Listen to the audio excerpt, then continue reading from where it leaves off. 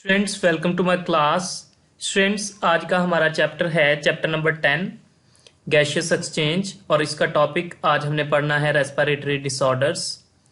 दो डिसऑर्डर्स हमने पिछली क्लास में डिस्कस कर लिए हैं, एक ब्रोंकाइटिस और दूसरा एम्फिसीमिया। आज की क्लास में हम पढ़ेंगे नमूनिया के बारे में। स्टार्ट करते हैं आज का topic. Pneumonia. Pneumonia is an infection of lungs. नमूनिया फेफड़ों में होने वाला एक इन्फेक्शन है। If this infection affects both lungs then it is called double pneumonia. अगर ये इन्फेक्शन दोनों फेफड़ों को मुतासर करे तो इसे डबल नमूनिया कहा जाएगा। The most common cause of नमूनिया is a bacterium. और जो नमूनिया की सबसे आम वजह है वो एक बैक्टीरियम है। उसे हम क्या कहते हैं? स्ट्रेप्टोकोकस न्यूमोनाए, जो कि स्ट्रेप्टोकोकस न्यूमोनाए कहलाता है। Some viral and fungal infections may also lead to pneumonia। कुछ वायरल इन्फेक्शंस जैसे कि इन्फ्लुएंजा वायरस से होने वाले इन्फेक्शंस और फंगल इन्फेक्शंस के नतीजे में भी नमूनिया हो सकता है। तो स्टूडेंट्स हमने बात की कि नमूनिया फेफड़ों में होने वाला एक इन्फेक्शन है। अगर ये इन्फेक्शन दोनों फेफड़ों को मुतासर करता है तो इसे डबल नमूनिया कहेंगे। और इस इन्फेक्शन की जो सबसे आम वजह है वो एक बैक्टीरियम है जो कि स्ट्रेप्टोकोकस न्यूमोनाए कहलाता है।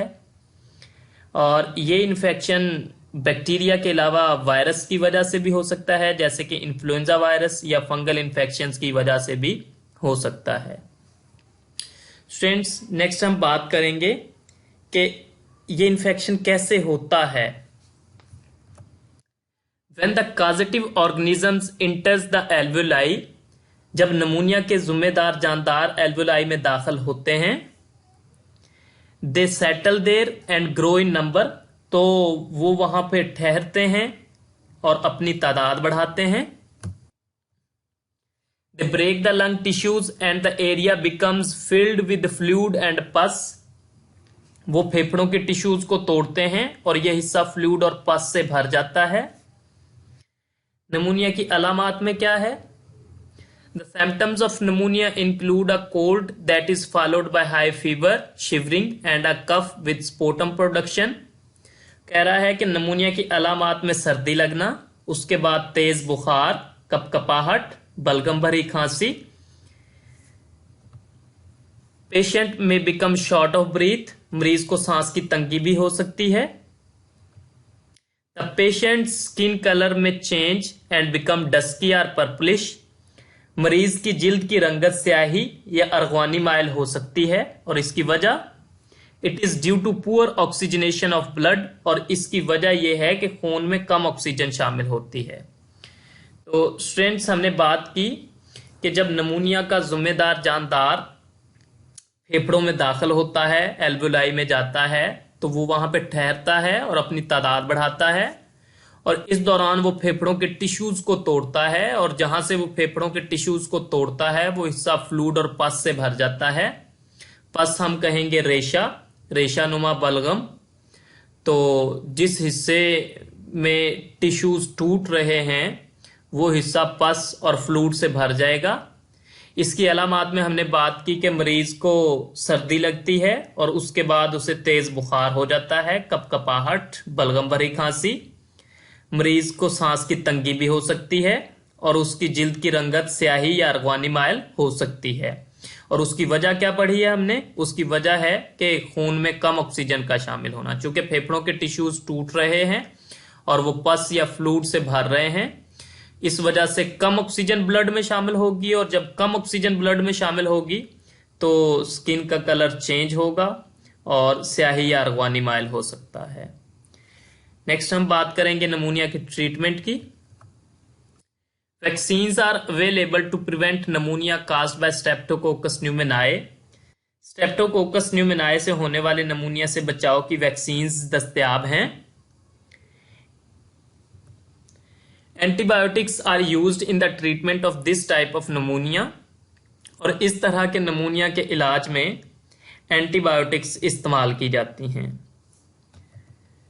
Prior to the discovery of antibiotics, 1/3 of pneumonia patients died from the infection। Antibiotics की दरियाफ्त से पहले नमूनिया के 1/3 मरीज में इस इंफेक्शन से डेथ हो जाती थी। यानी कि जब एंटीबायोटिक्स दरियाफ्त नहीं हुई थी तो 1/3 पेशेंट्स उनकी डेथ हो जाती थी। तो स्टूडेंट्स, इसके ट्रीटमेंट में हमने बात की है कि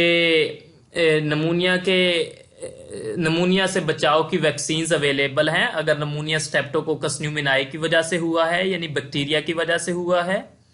और इसके इलाज में एंटीबायोटिक्स को इस्तेमाल किया जाता है। एंटीबायोटिक्स ऐसी मेडिसिन्स हैं जो कि बैक्टीरिया और फंजाई से हासिल की जाती हैं और इन्हें बैक्टीरिया से होने वाली बीमारियों के खिलाफ इस्तेमाल करते हैं। तो अगर नमूनिया बैक्टीरिया से हुआ है यानी कि स्ट्रेप्टोकोकस न्यूमोनियाई से, तो फिर हम उसके इलाज में एंटीबायोटिक्स इस्तेमाल करेंगे।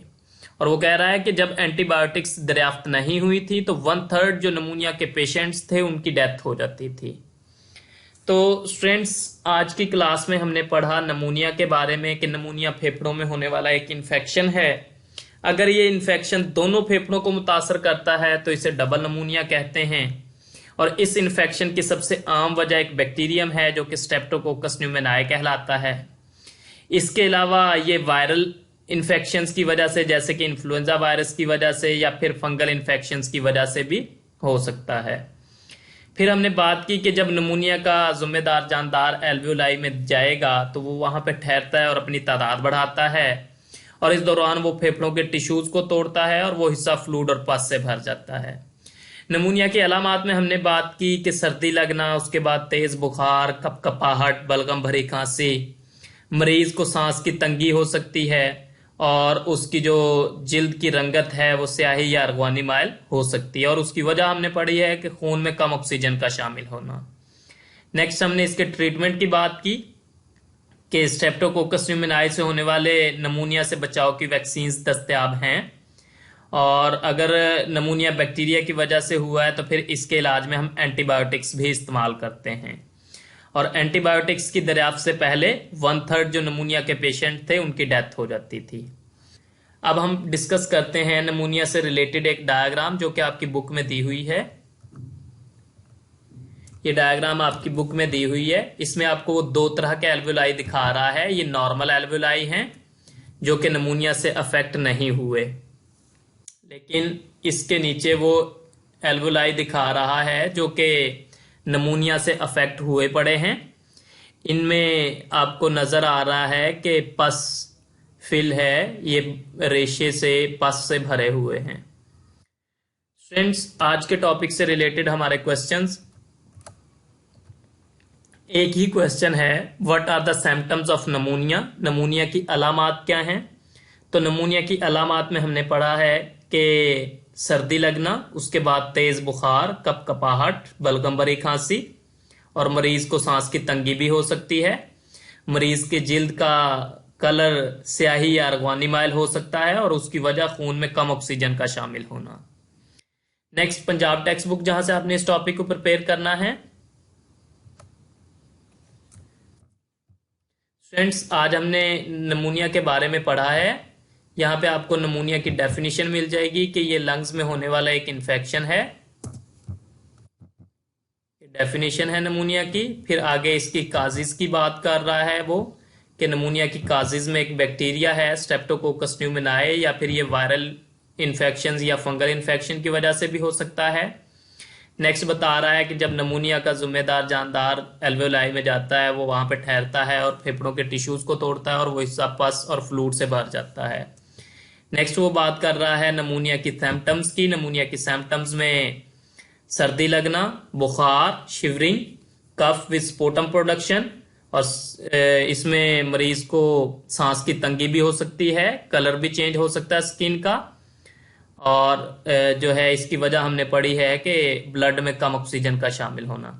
नेक्स्ट वो नमूनिया के ट्रीटमेंट की बात कर रहा है कि बैक्टीरिया से होने वाले नमूनिया के लिए वैक्सीन्स अवेलेबल हैं और अगर किसी बैक्टीरिया की वजह से नमूनिया हो गया है तो उसके इलाज में फिर एंटीबायोटिक्स इस्तेमाल की जाती हैं।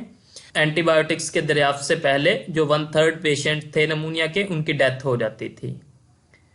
स्टूडेंट्स, ये था आज का हमारा टॉपिक। उम्मीद है आपको समझ आ गई होगी। आपने इसको अच्छे तरीके से प्रिपेयर करना है। Thank you students.